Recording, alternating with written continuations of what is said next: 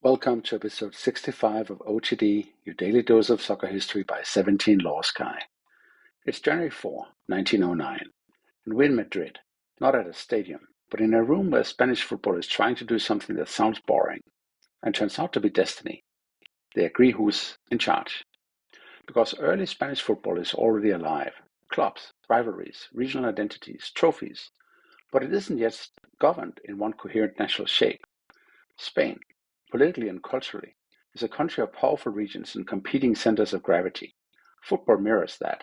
And if you want a clean snapshot of why federations matter, you can do much better than Spain in the years around 1909. So today we'll do three things. We'll go back to the messy early ecosystem, the clubs, the factions, and why Spain needed a national authority at all. We'll tell the story of the January 4, 1909 meeting, often cited as the start of Spain's federation project, with Madrid FC's Adolfo Meléndez at the center. And then we'll run the tape forward. Unification 1913 under the RFEF, Spain's Olympic birth in 1920, professionalism and La Liga, dictatorship and modernity, and the long road to Spain becoming one of football's defining powers. Here's the starting point. Spanish football doesn't begin as one national thing. It begins as multiple local things, and then it accelerates. Clubs form early, competitions appear early, and by the 1900s, the Copa del Rey has already become a national stage prize that gives football political and social weight. But governance isn't settled. Different organizers want to run national competitions. Different clubs want different rules. Different regions want recognition and leverage. And crucially, international football is becoming a real force. FIFA is founded in 1904, and Spain appears on the list of FIFA's founding association, even though Spanish football in 1904 does not yet have a single national federation in a modern sense. What it does have is a Madrid-centered organizing structure, a clubs association that is already acting like a de facto national contact point, because Madrid is where the coordination and diplomacy happens.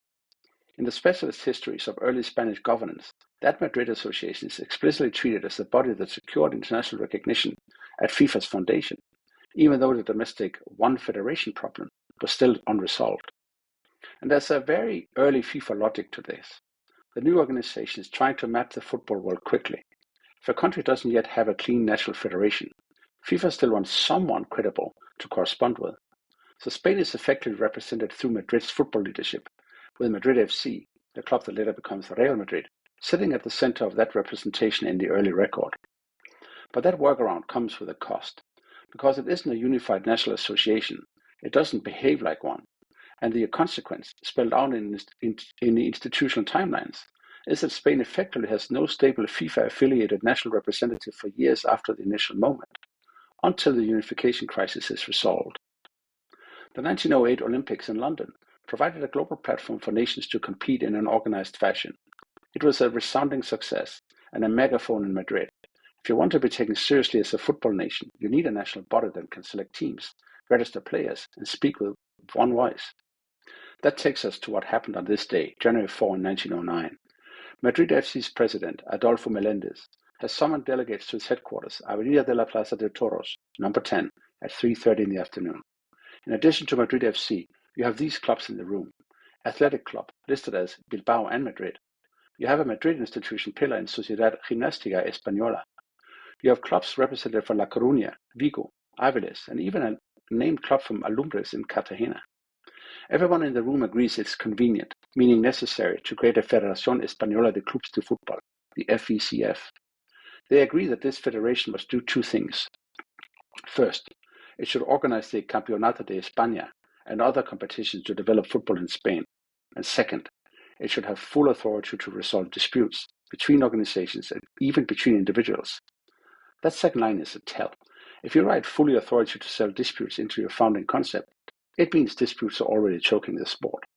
That's important because some major centers of Spanish football aren't represented in that room, Barcelona for instance. So this process, launched in January 1909, will soon collide with rival claims of legitimacy, rival organizers of the National Cup, and rival federation currents. And what happens next reveals what Spanish football was at that time. It fragments, it argues, competes, and only then consolidates. In 1910, there are two parallel Copa competitions, an indicator of things to come. And in May 1912 comes the second cleaner rupture. This time, the dispute is not abstract, it's over control and direction, and it triggers an organized secession.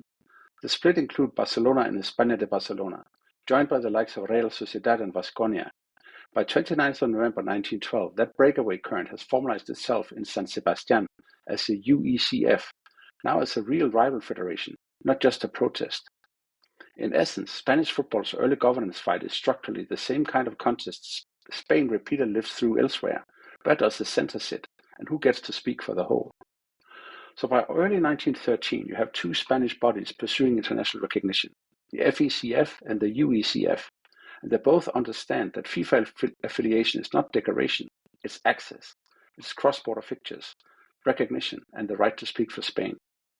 In May 1913, at FIFA's Congress in Copenhagen, its response was basically, we're not picking one Spain over another. The Permanent Committee denies registration while the split exists and offers two solutions only. 1. Fusion into one federation, or 2. Creation of an interfederal committee, explicitly compared to the French model, so that even if domestic bodies remain separate, there's one recognized interface to FIFA for Spain. The aftermath of the FIFA Congress moves relatively quickly. The Spanish rivals correspond and negotiate, but they can't find a way to fuse. So the only workable exit is a new center, the Real Federación Española de Fútbol, the RFEF, with its constitutive assembly beginning in September 1913, less than 4 months after Copenhagen. The monarchy layer then formalizes status. Alfonso XIII grants the Real title shortly after, and the new federation is accepted by FIFA initially on a provisional basis before full formalization the following year. And once you have a federation, the next question becomes obvious. Can you build a national team that feels like a nation? Spain's answer arrives in 1920 at the Antwerp Olympics. The RFEF selects a team to represent Spain internationally, and on 28th of August 1920, Spain played their first match, symbolically given the Copenhagen meeting in 1913, beating Denmark 1-0, with Patricio Arapolaza scoring Spain's first ever international goal. That tournament becomes Spain's football origin myth. Spain takes silver in a chaotic Olympic tournament that famously ends with the Czechoslovak team walking off in the final and being disqualified. Now the sport has institutions, but the sport is also becoming an economy. In the 1920s, Spanish football wrestles with the same argument every football country eventually has: amateur ideals versus professional reality. Spain formally regulates professionalism in 1926, and that shift lays groundwork for the National League. In 1929, La Liga begins, finally giving Spanish football a consistent national competition structure that can concentrate talent, money, and narrative in one place. And then history hits Spanish football the way it hits everything else, with politics. The Civil War and the Franco dictatorship reshaped the country's public life, and football is not exempt. The regime understands what football can do: unify crowds, project identity, and serve as a theater for the state. At club level, regional identity becomes sensitive territory. Even names and symbols are pulled into the political gravity of the era. Then comes the post-war European stage, and Spain's clubs become superpowers. Real Madrid win the first 5 European Cups in succession, 1956 through 60, turning a club into a global emblem and Spain into a center of continental football prestige. And yet, for decades, Spain's national team story is strangely incomplete. Spain wins the 1964 Euro on home ground. They host the World Cup in 1982. They appear regularly in major tournaments, and they produce iconic players. But the trophy cabinet doesn't match the depth of the football culture, which is why the modern era is so iconic. By the late 1990s and early 2000s, Spain's player production engine is world-class, and the national team finally converts that into dominance. Euro 2008, World Cup 2010, Euro 2012, then more recently, Spain win the UEFA Nations League in 2023, and Spain add another European Championship in 2024, extending the story from golden generation to sustained institution. And add to that, the under-21 team wins Olympic gold in 24. And the women's game completes the national arc. Spain win the FIFA Women's World Cup in 2023, the ultimate proof that Spanish football is no longer one program, but an ecosystem. Then Spain win the UEFA Women's Nations League in 24, and again in 25. More silverware, more depth, more permanence. So what's the meaning of January 4, 1909? 3 takeaways. First, federations are not paperwork, they are power. You cannot build a coherent national team, a stable league, or an international presence without one recognized center of authority. Spain had to invent that center, against its own instincts for fragmentation. Second, football doesn't just reflect a country, it rehearses it. Spain's early federation conflicts, its regional club identities, and its eventual unification are not separate from Spain's broader story. They are one of the places where Spain negotiated who speaks for us. And third, the long arc matters more than the early chaos. Spain's football history isn't a straight line from 1909 to trophies. It's decades of building institutions, absorbing shocks, modernizing competitions, and finally converting culture into dominance.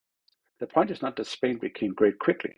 The point is that Spain became great permanently. On this day, 1909, Spanish football starts trying to speak in one voice. It takes years to unify, decades to mature, and a century to become a global reference point.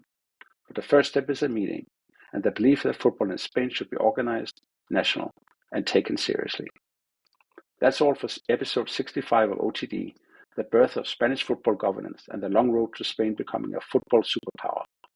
If you've got favorite institution moments, a founding meeting, a merger, a breakaway league, a federation schism, email me at otd@17lawsguy.com. And please rate this show 5 stars, subscribe, or tell a friend.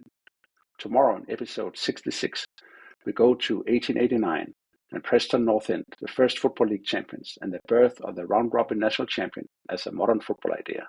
See you then.